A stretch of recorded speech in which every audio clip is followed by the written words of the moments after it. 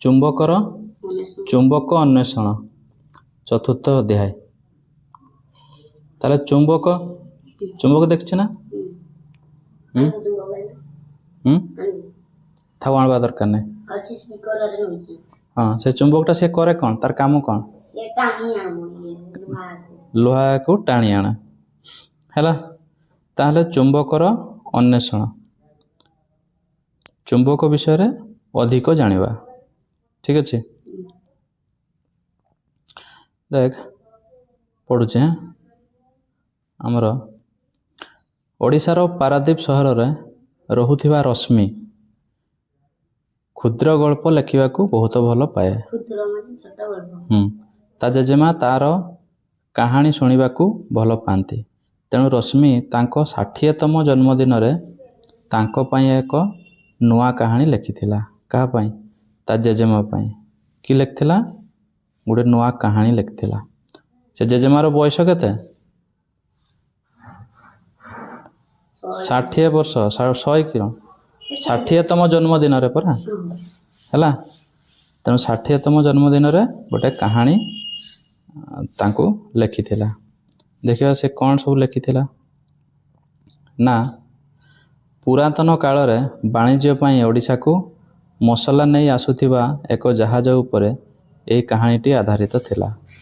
ରଶ୍ମି ଜାଣିଥିଲା ଯେ ସେହି ସହରରେ ସେହି ସମୟରେ ନାବିକମାନେ ରାତିରେ ଦିଗ ନିର୍ଣ୍ଣୟ କରିବା ପାଇଁ ତାରାର ସାହାଯ୍ୟ ନେଉଥିଲେ। କିନ୍ତୁ ସେହି କାହାଣୀରେ ଏମିତି ଏକ ପରିସ୍ଥିତି ଉପୁଜିଥିଲା ଯେଉଁଥିରେ ନାବିକମାନେ ଝଡ଼ ବର୍ଷାରେ ଫସିଯାଇଥିଲେ ଏବଂ ତାରା ଦେଖାଯାଉନଥିଲା। ନାବିକମାନଙ୍କ ପାଇଁ ଦିଗ ନିର୍ଣ୍ଣୟ କରିବାର ଉପାୟ ଚିନ୍ତା କରି ନ ପାରିବାରୁ ରଶ୍ମି ତା କାହାଣୀକୁ ଆଗକୁ ବଢ଼ାଇ ପାରିନଥିଲା। ହେଲା, ତାହେଲେ ସେ ଯେଉଁ କାହାଣୀ କହୁଥିଲା, କ'ଣ ସେ କାହାଣୀ କହୁଥିଲା ନା ନାବିକମାନେ ଆସୁଥିଲେ ଜାହାଜରେ କେଉଁଠିକୁ? ବାଣିଜ୍ୟ କାରବାର ପାଇଁ। ହେଲା, ତ ସେହି ସମୟରେ ସେମାନେ କେମିତି ସବୁ ଯେଉଁ ସମୁଦ୍ର ମଝିକୁ ଯେତେବେଳେ ଯାଆନ୍ତି ସେତେବେଳେ ଜାଣିବୁ କେତେ ଏପଟ ପୂର୍ବ ନା ଏପଟ ପଶ୍ଚିମ କୁଆଡ଼େ କେଉଁଟା ଜାଣିବୁ କେମିତି? ଜାଣିହେବନି ମାନେ ସେହି ସମୟରେ ସେମାନେ କ'ଣ କରନ୍ତି ନା ତାରାକୁ ଦେଖନ୍ତି, ଧ୍ରୁବ ତାରାକୁ। ସେ ଦିଗ ନିର୍ଣ୍ଣୟ କରେ। ହେଲା, ତେଣୁ ଧ୍ରୁବ ତାରାକୁ ଉତ୍ତର ଆଡ଼କୁ ଦେଖିକି ତାକୁ ଜାଣିପାରନ୍ତି ଯେ ଏଇଟା ହେଉଛି ଏଇ ଦିଗ, ଏଇଟା ଏଇ ଦିଗ। ହେଲା, କିନ୍ତୁ ଥରେ କ'ଣ ହେଇଛି ନା ଝଡ଼ ବର୍ଷା ପ୍ରବଳ ହେଇଛି। ଆଉ ଝଡ଼ ବର୍ଷାରେ ସେମାନେ ଆଉ କେଉଁଟା କେଉଁ ଦିଗ କିଛି ଜାଣିପାରୁନାହାନ୍ତି। ଆଉ ସେଇଟା ହେଉଛି ତାର କାହାଣୀ। ସିଏ ଆଉ ଆଗକୁ ବଢ଼େଇ ପାରିଲାନି। ହେଲା, ଏତିକିରେ ଅଟକିଗଲା। ତାପରେ ଦେଖିବା ସେ ଆଗକୁ କ'ଣ ହେଲା। ସେ ଇଣ୍ଟରନେଟ୍ ଏବଂ ତାଙ୍କ ସ୍କୁଲ ଲାଇବ୍ରେରୀରେ ଏ ବିଷୟରେ ତଥ୍ୟ ଖୋଜିଥିଲା।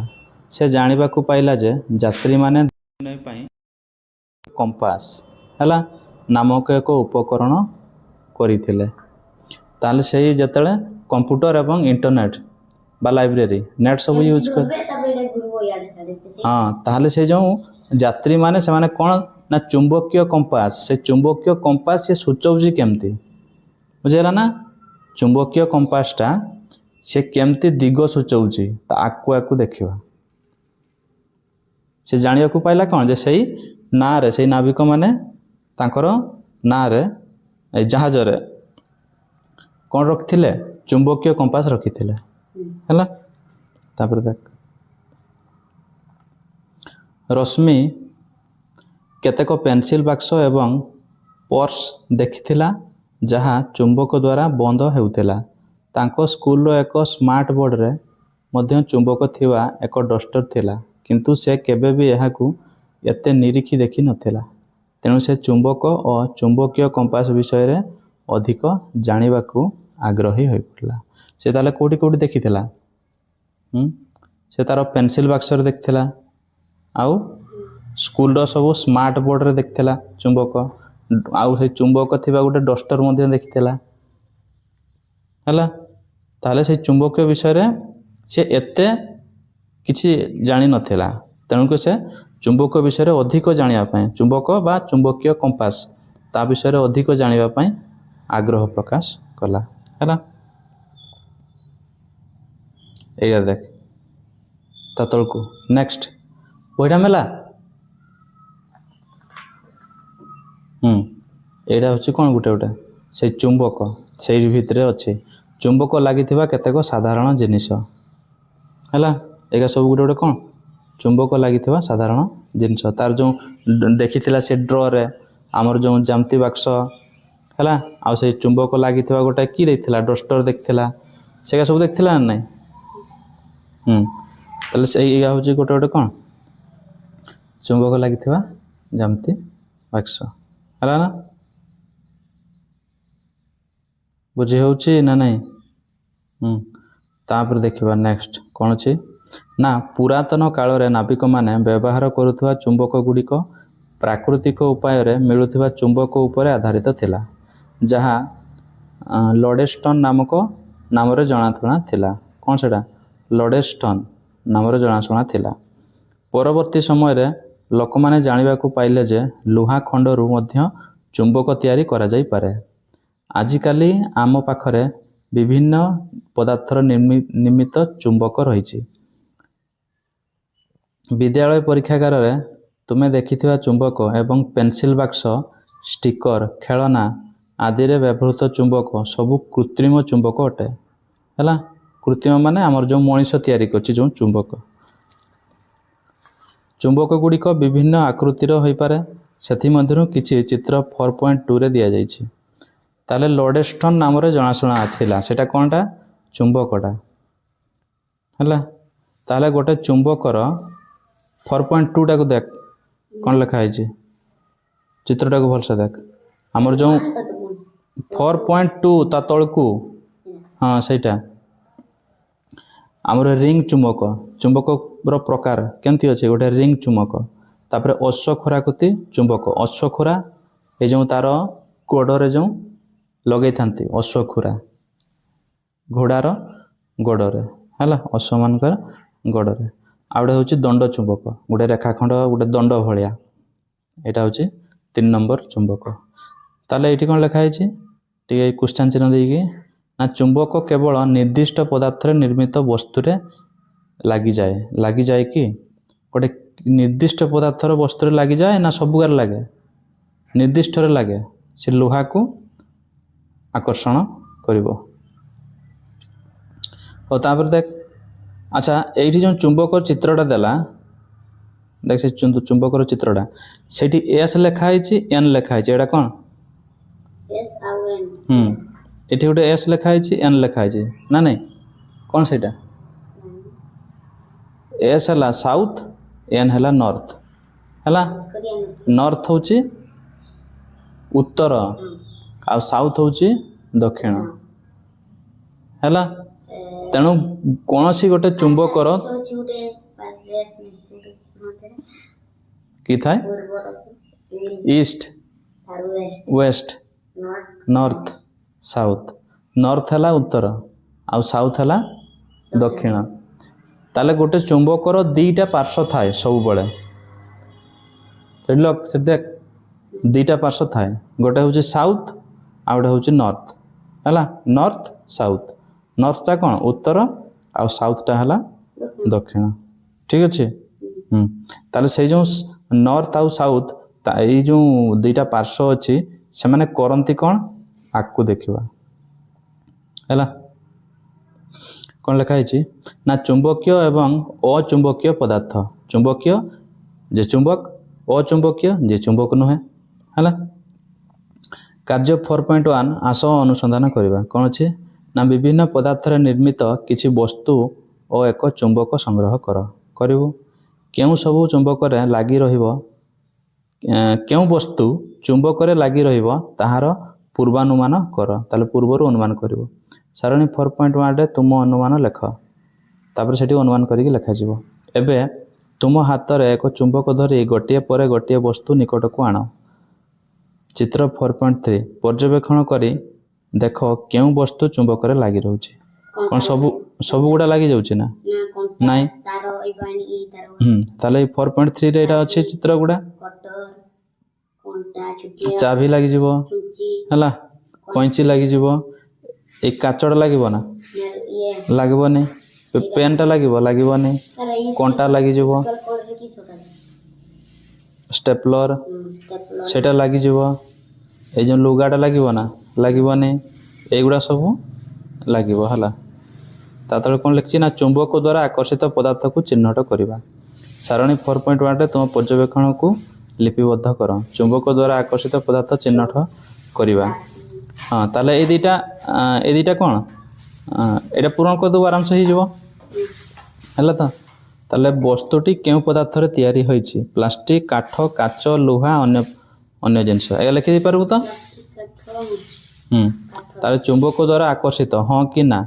ପୂର୍ବାନୁମାନ ମାନେ ପୂର୍ବରୁ ଅନୁମାନ କରିବୁ ଯେ ଲାଗିବ କି ନାହିଁ। ପର୍ଯ୍ୟବେକ୍ଷଣ ପରେ ଲେଖିବୁ ହଁ କି ନା ହେଲା।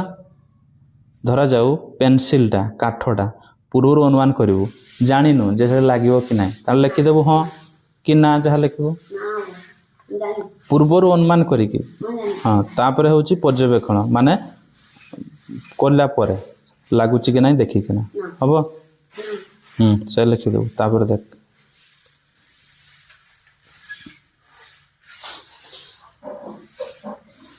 ସମସ୍ତ ବସ୍ତୁ ପାଇଁ ତୁମ ପୂର୍ବାନୁମାନ ଠିକ୍ ଥିଲା କି?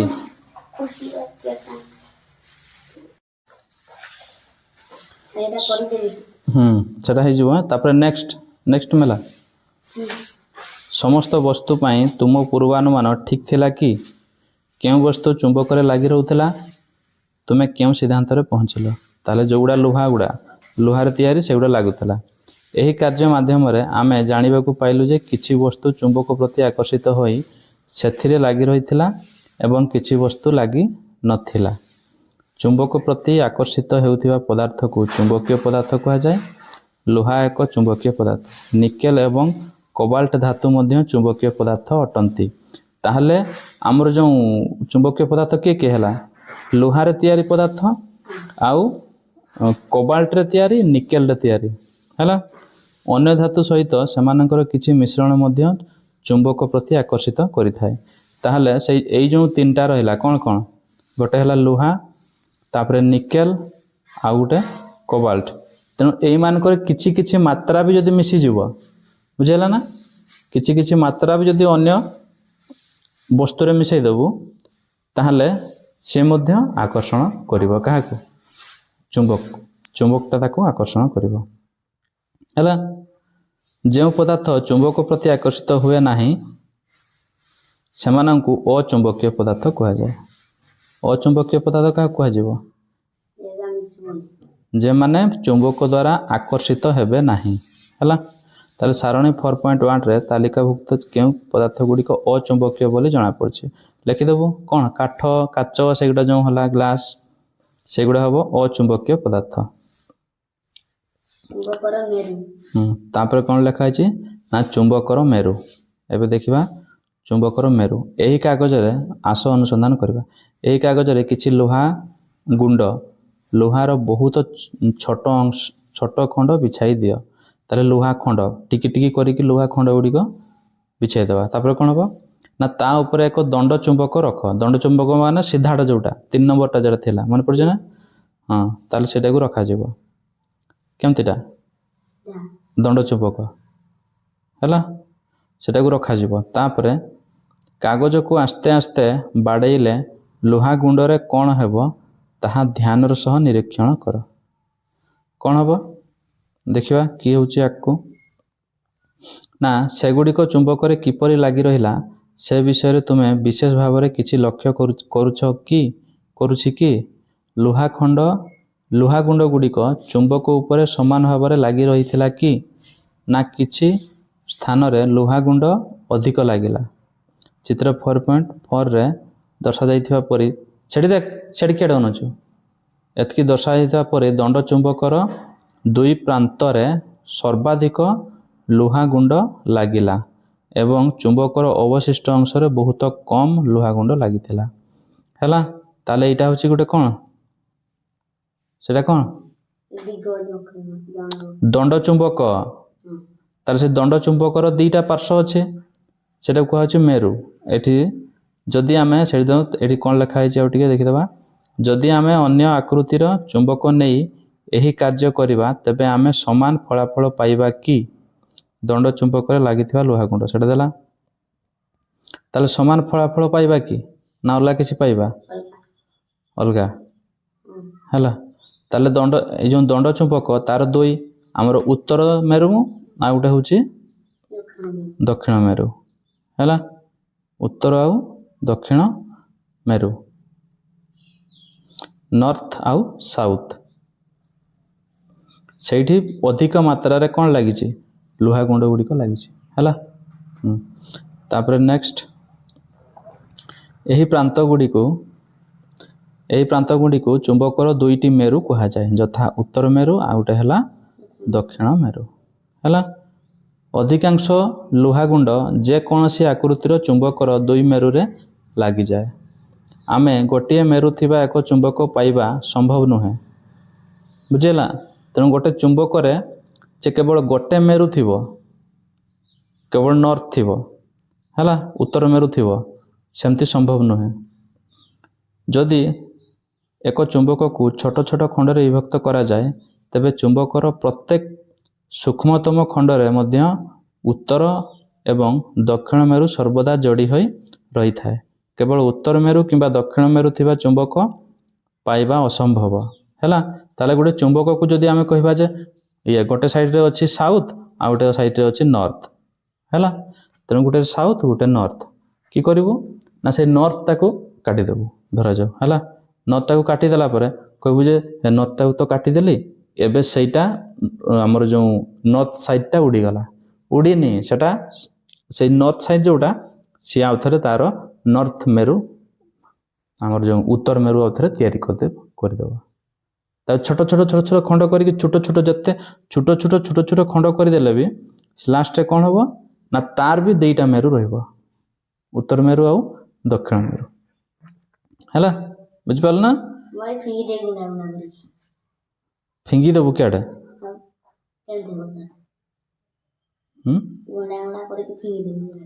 ହଁ। ତାପରେ ଦେଖ, ଦିଗ ନିର୍ଣ୍ଣୟ କରିବା। ଏବେ ସେ ଯେଉଁ କୁହାଯାଉଥିଲା କ'ଣ, ନାବିକମାନେ ଯେଉଁ ଚୁମ୍ବକ ନେଇଥିଲେ, ସେ ଚୁମ୍ବକଟା କେମିତି ସେମାନେ ଦିଗ ନିର୍ଣ୍ଣୟ କରୁଥିଲେ, ଏଠି ପଢ଼ିଲେ ଜଣାଯିବ ହେଲା। ଏଇଟା 4.3 ଦିଗ ନିର୍ଣ୍ଣୟ କରିବା ହେଲା। ତ ଦେଖ ସେଠି ଦେଇଛି, ଆସ ପରୀକ୍ଷା କରିବା। କ'ଣ ନା ଚିତ୍ର 4.5ରେ ଦର୍ଶାଯାଇଥିବା ଅନୁଯାୟୀ 4.5 ଚିତ୍ର କେଉଁଟା? ଏଇଟା ନା ନାଇଁ, ଏଇଟା ହେଉଛି 4.5 ଚିତ୍ର। ସେଠି ଦର୍ଶାଯାଇଛି ମୁକ୍ତ ଭାବରେ ଝୁଲୁଥିବା ଦଣ୍ଡ ଚୁମ୍ବକ। ଏଇଟା ଝୁଲୁଛି ଦଣ୍ଡ ଚୁମ୍ବକଟା, ତାକୁ ଝୁଲାଇ ଦିଆହେଇଛି। ଏଇଟା ଟେବୁଲଟା। ତାହେଲେ ଦର୍ଶାଯାଇଥିବା ଅନୁଯାୟୀ ଏକ ଦଣ୍ଡ ଚୁମ୍ବକର ମଝିରେ ଏକ ସୂତା ବାନ୍ଧି ତାହାକୁ ଝୁଲାଇ ରଖ ହେଲା। ଚୁମ୍ବକଟି ଭୂ ସମାନ୍ତର ହୋଇ ସନ୍ତୁଳିତ ହେବା ପର୍ଯ୍ୟନ୍ତ ପରୀକ୍ଷା ବା ଅପେକ୍ଷା କର। ଭୂ ସମାନ୍ତର କରି ବୁଲାଅ ଓ ସ୍ଥିର ହେବା ପର୍ଯ୍ୟନ୍ତ ଅପେକ୍ଷା କର। ତାହେଲେ ତାକୁ ଝୁଲାଇ ଦେବୁ, ଝୁଲାଇ ଦେଲେ ଟିକେ ହଲିବ ନା ନାହିଁ ହେଲା। ସେ ହଲୁଥିବ ପ୍ରଥମ, ହଲି କ'ଣ ହେବ, ତାକୁ ସେ ଯେ ପର୍ଯ୍ୟନ୍ତ ସ୍ଥିର ହେଇନି ସେ ପର୍ଯ୍ୟନ୍ତ ଟିକେ ରହିଯିବ। ହଁ, ସେଟା କି ପାଇଁ ହୁଏ ଆକୁ ଜାଣିବା ପରା। ସେଟା ପେଲି ହେଇଯାଏ କି ପାଇଁ? ଦୁଇଟା ଚୁମ୍ବକକୁ ଯେତେବେଳେ ପାଖରେ ରଖାଯାଏ ସେଟା ପେଲି ହେଇଯାଏ କି ପାଇଁ, ବୁଝିଲା ତ? ସେଟା ସବୁ ଆକୁ ପଢ଼ିଲେ ସେଟା ଜଣାଯିବ, ଡିଟେଲ ସବୁ ବାହାରିବ, ବ୍ୟସ୍ତ ହେବା ଦରକାର ନାହିଁ। ତ ସେଟା ଆମର ଯେଉଁ ଦଣ୍ଡ ଚୁମ୍ବକଟା କ'ଣ ସିଧା ଏମିତି ରଖାଯିବ ହେଲା। ଆମର ଯେଉଁ ଏମିତି ରଖାଯିବ କାହା ସହିତ ନା ଭୂମି ସହିତ ସମାନ୍ତର କରିଛି। ସେଠି ଦେଖ ଚିତ୍ରଟାକୁ ଦେଖ, ଭୂମି ସହିତ ସମାନ୍ତର କରିକି ରଖାହେଇଛି, ମାନେ ଏଇଟା ଧରାଯାଉ ଭୂମି, ତା ସହିତ ଏମିତି ସମାନ୍ତର କରିକି ରଖାଯିବ ହେଲା ନା। ତାପରେ ସେକେଣ୍ଡଟା ଦେଖ, ତଳେ ଥିବା କାଗଜ ଖଣ୍ଡରେ ଚୁମ୍ବକର ଶେଷ ଦୁଇଟି ପ୍ରାନ୍ତର ସ୍ଥିତିକୁ ଚିହ୍ନଟ କର। କାଗଜରେ ଥିବା ଏହି ଦୁଇଟି ବିନ୍ଦୁକୁ ଏକ ସରଳ ରେଖା ଦ୍ୱାରା ଯୋଡ଼। ଚୁମ୍ବକ ସ୍ଥିର ହେଲା ପରେ ତାହାର ଦିଗ ଏହି ରେଖା ସୂଚାଇଥାଏ ହେଲା। ତ କ'ଣ କହିଛି ଦେଖ, ତଳେ ଥିବା କାଗଜ ଖଣ୍ଡରେ ତଳେ ଯେଉଁ କାଗଜ ଖଣ୍ଡଟା ଅଛି, ଚୁମ୍ବକର ଶେଷ ଦୁଇଟି ପ୍ରାନ୍ତର ସ୍ଥିତିକୁ ଚିହ୍ନଟ କର। ତାହେଲେ ସେ କାଗଜ ଖଣ୍ଡ ଉପରେ ଯେଉଁ ଶେଷ ଦୁଇଟି ପ୍ରାନ୍ତ, ତାର ଦୁଇଟା ପ୍ରାନ୍ତ ଅଛି, ଗୋଟେ ହେଉଛି ଉତ୍ତର ଆଉ ଗୋଟେ ହେଉଛି ଦକ୍ଷିଣ, ନର୍ଥ ଆଣ୍ଡ ସାଉଥ। ତାହେଲେ ସେଇ ଯେଉଁ ପ୍ରାନ୍ତ ଗୁଡ଼ା ସେଇଠି ଚିହ୍ନଟ କରିବୁ, କେଉଁଠି? ସେ କାଗଜରେ ଚିହ୍ନ ଦେବୁ, ପୁରା ଜିଆଡ଼କୁ ଅନେଇଥିବ, ଜିଆଡ଼କୁ ମୁହେଇଥିବ, ସେମିତି ଚିହ୍ନ ଦେବୁ ଏମିତି ହେଲା। କାଗଜଟା ଏମିତି ରଖାଗଲା, ସେ ଧର ଯେ ଏମିତି ରହିଲା, ତାକୁ ଚିହ୍ନ ଦେବୁ, ଏମିତି ଚିହ୍ନ ଦେବୁ ଏମିତି ହେଲା। ଚିହ୍ନ ଦେଲା ପରେ ଏବେ କ'ଣ ହେଉଛି ନା କାଗଜରେ ଥିବା ଏଇ ଦୁଇଟି ଚୁମ୍ବକକୁ ଏକ ସରଳରେଖା ଦ୍ୱାରା ଯୋଡ଼। ତାକୁ ସେ ଯେଉଁ ଆମର ଯେଉଁ ମେରୁ ଦୁଇଟା ସେ ମେରୁ ଦୁଇଟାକୁ ସରଳରେଖା ଦ୍ୱାରା ଯୋଡ଼ିବ। ତାପରେ ଚୁମ୍ବକ ସ୍ଥିର ହେଲା ପରେ ତାହାର ଦିଗ ଏହି ରେଖା ସୂଚାଇଥାଏ। ତାହେଲେ ସେଇଟା ହେଉଛି ତାଙ୍କର ଦିଗ ହେଲା। ଦେଖ ଥାର୍ଡ଼ଟା ଦେଖ। ଏବେ ପୁଣି ଚୁମ୍ବକକୁ ଏହାର ଗୋଟିଏ ମୁଣ୍ଡରେ ସାମାନ୍ୟ ଧକ୍କା ଦେଇ ବୁଲାଅ ଓ ସ୍ଥିର ହେବା ପର୍ଯ୍ୟନ୍ତ ଅପେକ୍ଷା କର। ଚୁମ୍ବକଟି ପୂର୍ବ ସ୍ଥିତିକୁ ଫେରି ଆସୁଛି କି? ହଁ, କାହିଁକି ନା ଚୁମ୍ବକଟା ସବୁବେଳେ ଉତ୍ତର ଆଉ ଦକ୍ଷିଣ ଦିଗକୁ ହିଁ ଲମ୍ବିକି ରହିବ। ଯାହା କଲେ ବି ସେ ଚୁମ୍ବକଟା ଏପଟ ସେପଟ ହଲ ତାକୁ ହଲେଇ ଦିଅନ୍ତି, ହଲେଇ ଦେଇ କିଛି ସମୟ ପରେ ରଖ ସେ ସେଇ ଜାଗାକୁ ଆସିଯିବ ହେଲା। ଚୁମ୍ବକଟା ଚୁମ୍ବକଟା ଏମିତି ଅଛି, ତାକୁ ଯେତେ ହଲେଇ ଦେ ଏମିତି ରଖ, ସେ ଆସିକି ଫେର ଏଇ ଜାଗାରେ ପହଞ୍ଚିଯିବ ହେଲା। ତାକୁ ଯେତେ ବୁଲେଇଲେ ବି ଏମିତି ରଖିଦେଲେ ବି ସେ କ'ଣ ହେବ, ଆସିକି ପୁଣି ତାର ନିଜର ପୂର୍ବ ଅବସ୍ଥାକୁ ଫେରିକି ଆସିଯିବ। ହୁଏ, ଧୀରିକି ରଖିବୁ ତାକୁ ଜାଣିବୁ। ଦଣ୍ଡ ଚୁମ୍ବକ ହେଲା। ତାପରେ ଦେଖ ନେକ୍ସଟ କ'ଣ ହେଇଛି, ସେ ଲେଖା ହେଇଛି ଚୁମ୍ବକର ଅନ୍ୱେଷଣ ନା ହଁ। ତାପରେ ଏଇଠି ଦେଖ କ'ଣ କହିଛି ଝିଅ, ନା ଚୁମ୍ବକଟି ଯେଉଁ ରେଖାରେ ସ୍ଥିର ହୁଏ ତାହା କେଉଁ ଦିଗ ସୂଚିତ କରେ, ଆମେ ଏହାକୁ କିପରି ଜାଣିପାରିବା? କ୍ୱେଶ୍ଚନ୍ ଦେଲା, ଯଦି ଆମେ ସୂର୍ଯ୍ୟ ଉଦୟ କିମ୍ବା ଅସ୍ତ ହେଉଥିବା ଦିଗକୁ ଲକ୍ଷ୍ୟ କରିଛୁ ତାହେଲେ ଉଦୟ ଆଉ ଅସ୍ତ, ତେବେ ପୂର୍ବ ଦିଗ କିମ୍ବା ପଶ୍ଚିମ ଦିଗ କେଉଁଠାରେ ଅଛି ସେ ବିଷୟରେ ଆମର ଆନୁମାନିକ ଧାରଣା ଅଛି। କାହିଁକିନା ସୂର୍ଯ୍ୟକୁ ଦେଖିଲେ ଜାଣିପାରୁଛେ ଯେଉଁଠି ଉଦୟ ହେଲା ସେଇଟା ହେଲା ପୂର୍ବ ଆଉ ଯେଉଁଠି ଅସ୍ତ ହେଲା ସେଇଟା ହେଲା ପଶ୍ଚିମ। ତେଣୁ ଚୁମ୍ବକ କେଉଁ ଦିଗରେ ରହିଥାଏ ତାହାକୁ ଆମେ ନିର୍ଦ୍ଧାରଣ କରିପାରିବା। ତେଣୁ ଚୁମ୍ବକ କେଉଁ ଦିଗରେ ରହିଥାଏ ତାହାକୁ ମଧ୍ୟ ନିର୍ଦ୍ଧାରଣ କରିପାରିବା, କାହିଁକିନା ସେ ଯେଉଁ ଦିଗ ଆଡ଼କୁ ରହିବ ହେଲା।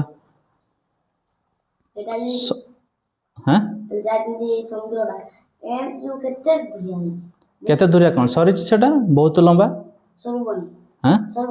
ନା। ତାପରେ କ'ଣ ଅଛି ନା ଏକ ମୁକ୍ତ ଭାବରେ ଝୁଲୁଥିବା ଚୁମ୍ବକ ଉତ୍ତର ଦକ୍ଷିଣ ଦିଗରେ ସ୍ଥିର ହୁଏ ହେଲା। ଜଣାପଡ଼ିଲା ତ ଏବେ ଉତ୍ତର ଆଉ ଦକ୍ଷିଣ ଦିଗରେ ସିଏ ସ୍ଥିର ହୁଏ। ଚୁମ୍ବକର ପ୍ରାନ୍ତ ଯାହା ଉତ୍ତର ଦିଗକୁ ସୂଚାଇଥାଏ ତାହାକୁ ଚୁମ୍ବକର ଉତ୍ତର ମେରୁ କୁହାଯାଏ। ଦକ୍ଷିଣ ଦିଗକୁ ସୂଚାଉଥିବା ଅନ୍ୟ ପ୍ରାନ୍ତକୁ ଚୁମ୍ବକର ଦକ୍ଷିଣ ମେରୁ ବୋଲି କୁହାଯାଏ। ଉତ୍ତର ଦକ୍ଷିଣ ଦିଗରେ ମୁକ୍ତ ଭାବରେ ଚୁମ୍ବକ ରହିଥାଏ କାରଣ ଆମ ପୃଥିବୀ ନିଜେ ଏକ ବିଶାଳ ଚୁମ୍ବକ ପରି କାର୍ଯ୍ୟ କରିଥାଏ। କିଏ? ପୃଥିବୀ। ତାହେଲେ ପୃଥିବୀଟା ଟିକେ ଢଳେଇ ହେଇକି ରହିଥାଏ ନା ନାହିଁ, ସେ କେମିତି ରୁହେ ନା ଉତ୍ତର ଆଉ ଦକ୍ଷିଣ ଆକାରରେ ରହିଥାଏ। ଆମର ଉଲ୍ଟା ଆଡ଼େ ସକାଳ ହେବ ହେଲା ହେଲା। ତ ତାହେଲେ ଆମର ଯେଉଁ ଚୁମ୍ବକଟା ଦଣ୍ଡ ଚୁମ୍ବକ ଧରାଯାଉ, ତାହେଲେ ଦୁଇଟା ମେରୁ ଅଛି, ଗୋଟେ ହେଉଛି ଉତ୍ତର ଆଉ ଗୋଟେ ହେଉଛି ଦକ୍ଷିଣ। ଉତ୍ତର ଆଡ଼କୁ ଯେଉଁଟା ରହିଥିବ ହେଲା ସେଇଟା ହେଉଛି କ'ଣ ନର୍ଥ, ଆଉ ଦକ୍ଷିଣ ଆଡ଼କୁ ଯେଉଁ ଥିବ ସେଇଟା ହେଉଛି ସାଉଥ୍। ତେଣୁ ସେ ଉତ୍ତର ଦକ୍ଷିଣ ଆଡ଼କୁ ଲମ୍ବେଇକି ରହିବ ହେଲା ନା। ତାପରେ ଦେଖ ନେକ୍ସଟ କ'ଣ କହିଛି ନା ଦଣ୍ଡ ଚୁମ୍ବକ ବଦଳରେ ଏକ ଛୋଟ ଲୁହା ଦଣ୍ଡ ନେଇ ଏହି କାର୍ଯ୍ୟକୁ ପୁନରାବୃତ୍ତି କର। କାହାକୁ? ଲୁହା ଦଣ୍ଡକୁ ନେଇକି ତୁମେ କ'ଣ ନିରୀକ୍ଷଣ କରିଲ? ସିଏ ସେମିତି ରହିବ ନା, ତାକୁ ଯେମିତି ରଖିବୁ ସେମିତି ରହିବ। ଏହା ସବୁବେଳେ ଉତ୍ତର ଦକ୍ଷିଣ ଦିଗରେ ରହିବ କି? ନା, ତାହା ହୁଏ ନାହିଁ। ଏହା ଯେକୌଣସି ଦିଗରେ ରହିପାରିବ, ଅର୍ଥାତ୍ ଉତ୍ତର ଦକ୍ଷିଣ ଦିଗରେ କେବଳ ମୁକ୍ତ ଦଣ୍ଡ ଚୁମ୍ବକ ରହିଥାଏ। ଏହି କାର୍ଯ୍ୟ ଆମକୁ ଧାତୁର ଏକ ଖଣ୍ଡ ଚୁମ୍ବକ କି ନୁହେଁ ତାହା ପରୀକ୍ଷା କରିବାରେ ସାହାଯ୍ୟ କରେ। ବୁଝିହେଲା? ତାହେଲେ କେମିତି ସାହାଯ୍ୟ କରେ ସିଏ? ନା ଧରାଯାଉ ଗୋଟେ ଖଣ୍ଡଟାକୁ ଦିଆଯିବ, 2-3ଟା ଖଣ୍ଡ ଦିଆଯିବ, ଦେଇ କୁହାଯିବ ଯେ ଏଇ ଭିତରୁ ଚୁମ୍ବକ କେଉଁଟା, ତୁ କି କରିବୁ ନା ତାକୁ ରଖିଦେବୁ ଏମିତି ଝୁଲେଇକି ଭୂ ସମାନ୍ତର କରି ରଖିଦେବୁ। ଆଉ ଚୁମ୍ବକ ସବୁବେଳେ କ'ଣ କରିବ? ଉତ୍ତର ଆଉ ଦକ୍ଷିଣ ଦିଗକୁ ଲମ୍ବିକି ରହିବ ହେଲା। କିନ୍ତୁ ଲୁହା ଖଣ୍ଡଗା ସେ ଉତ୍ତର ଦକ୍ଷିଣକୁ ଯଦି ବି ରହିଲା ତାକୁ ଏମିତି ହଲାଇ ଦେଲେ ସିଏ ଅଲଗା ଜାଗାକୁ ପଳେଇବ। ବୁଝିହେଲା? ଦେଲେ ଉତ୍ତର ଦକ୍ଷିଣ ଦିଗକୁ ଦେଖିଲେ ଜାଣି ପକେଇବ। ଆଉ ଟିକେ ଦେଖ ତାପରେ କ'ଣ କହିଛି ନା ମୁକ୍ତ ଭାବରେ ଝୁଲୁଥିବା ଏକ ଦଣ୍ଡ ଚୁମ୍ବକ ଉତ୍ତର ଦକ୍ଷିଣ ଦିଗ ନିର୍ଣ୍ଣୟ ପାଇଁ ବ୍ୟବହୃତ ହୁଏ। ତାହେଲେ ମୁକ୍ତ ଭାବରେ ଝୁଲୁଥିବା ଗୋଟେ ଦଣ୍ଡ ଚୁମ୍ବକ, ଯେଉଁଟାକି ଝୁଲୁଥିବ, ତଳେ ରଖିଦେଲେ ହେବନି, ସେ କେଉଁଥିପାଇଁ ବ୍ୟବହାର କରାଯାଏ ନା ଉତ୍ତର ଦକ୍ଷିଣ ଦିଗ ନିର୍ଣ୍ଣୟ ପାଇଁ ବ୍ୟବହାର ହୁଏ। ଏହାକୁ ଆଧାର କରି ପୁରାତନ କାଳରେ ଦିଗ ନିର୍ଣ୍ଣୟ ପାଇଁ ଚୁମ୍ବକୀୟ କମ୍ପାସ ନାମକ ଏକ କ୍ଷୁଦ୍ର ଉପକରଣ ତିଆରି କରାଯାଉଥିଲା। କ'ଣ ସେଇଟା? ଚୁମ୍ବକୀୟ କମ୍ପାସ। ସୋ ଫିଲ୍ମ ଦେଖିଛୁ? Film pirates of the Caribbean ଗୋଟେ ଫିଲ୍ମଟା ଦେଖିବୁ। ପାଇରେଟ୍ସ ଅଫ୍ ଦି କାରିବିଆନ୍, ସେଇଠି ସବୁ ଜାହାଜ, ଏ ଯେଉଁ ସମୁଦ୍ର ଭିତରେ ସବୁ ଜାହାଜ, ସେଇ ଜାହାଜକୁ ନେଇକି ସବୁ ଫିଲ୍ମଟା। ଟାଇଟାନିକ ନୁହେଁ, pirates of the Caribbean. Scientist ନୁହେଁ, ସେ ଗୋଟେ ଦସ୍ୟୁଟା, ପାଇରେଟ୍ସଟା। ସେ ସମୁଦ୍ର ଭିତରେ ସବୁ ରୁହନ୍ତି ହେଲା।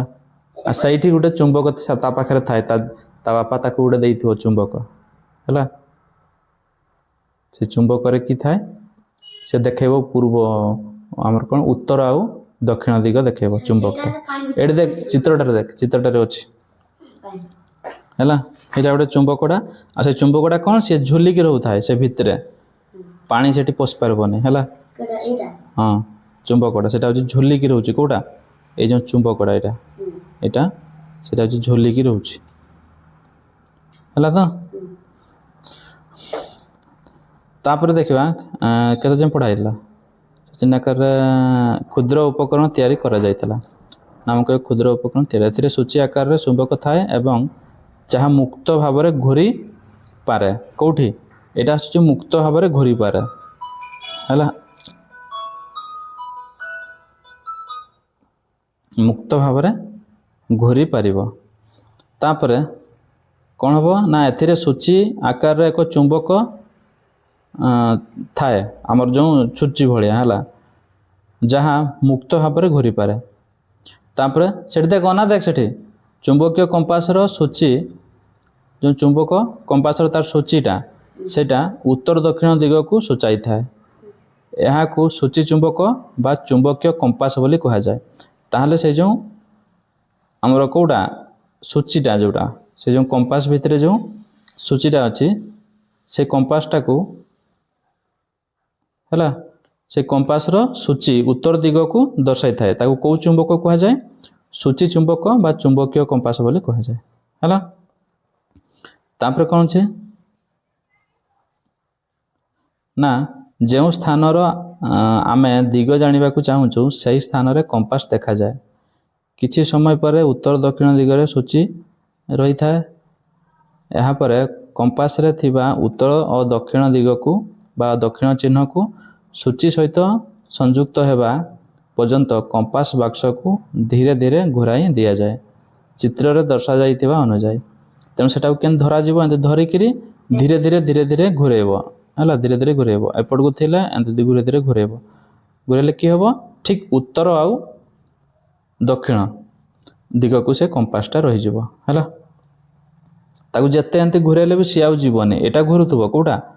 ଆମର ଯେଉଁ ଚୁମ୍ବକଟା, ଏଇ ଯେଉଁ କମ୍ପାସଟାକୁ ଘୁରା ଯାଉଥିବ, କିନ୍ତୁ ଆମର ଯେଉଁ ଦଣ୍ଡଟା ଚୁମ୍ବକଟା, ସିଏ ଇଆଡ଼େ ଘୁରେଇଲେ ବି ଏପଟକୁ ଆସିକି ରହିଯିବ।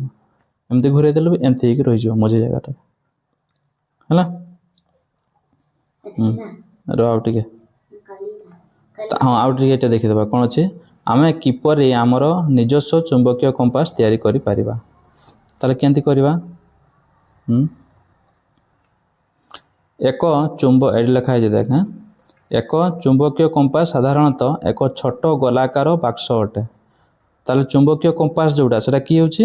ଗୋଟେ ଛୋଟ ଗୋଲାକାର ବାକ୍ସ ଯେଉଁଥିରେ ଏକ ସ୍ୱଚ୍ଛ ଆଚ୍ଛାଦନ ଥାଏ ହେଲା। ସ୍ୱଚ୍ଛ ଆଚ୍ଛାଦନ ଥାଏ, ଯାହା ଚିତ୍ର 4.6ରେ ଦର୍ଶାଯାଇଛି। ତାହେଲେ 4.6ରେ ଦିଆହେଇଛି। କେଉଁଟା? ଏଇଟା ଉପର ଚିତ୍ରଟା ଯେଉଁଟା, କେଉଁଟା? ଏଇଟା ହେଲା ନା ନାହିଁ? ଉପରଟା ଦେଖ, ଦର୍ଶା ଯାଇଛି। ସୂଚୀ ଆକାରରେ ଥିବା ଚୁମ୍ବକଟି ବାକ୍ସର ତଳ ଭାଗରେ ଏକ ପିନ୍ ଉପରେ ରଖାଯାଇଛି। ସେଟାକୁ ଭିଡ଼େଇ ଦିଆଯାଉନି, ଟିକେ ଭାସମାନ ଅବସ୍ଥାରେ ରଖାଯାଇଛି। ଏହି ସୂଚୀକୁ ପିନ୍ ଉପରେ ଏପରି ଭାବରେ ସନ୍ତୁଳିତ କରାଯାଇଛି ଯେ ଏହା ସହଜରେ ଏହି ବିନ୍ଦୁରେ ବୁଲି ପାରିବ, ମାନେ ସେ ଝୁଲି ପାରିବ ହେଲା, ବୁଲି ପାରିବ। ଉତ୍ତର ଦିଗରେ ଥିବା ସୂଚୀର ପ୍ରାନ୍ତକୁ ସାଧାରଣତଃ ଲାଲ ରଙ୍ଗରେ ଚିହ୍ନିତ କରାଯାଇଛି। କେଉଁ ରଙ୍ଗରେ? ଲାଲ ରଙ୍ଗରେ। ସୂଚୀ କମ୍ପାସରେ ଦିଗଗୁଡ଼ିକ ଦର୍ଶାଯାଇଥାଏ। ତାହେଲେ ସେ ଯେଉଁ ଲାଲ ରଙ୍ଗରେ ସେଇ ସୂଚୀଟାକୁ ଦର୍ଶାଯାଇଛି ହେଲା। ଏତିକି ଥିବ। ହଉ କାଲିଠୁ ପଢ଼ିବା, ଆସ ତିଆରି କରିବା।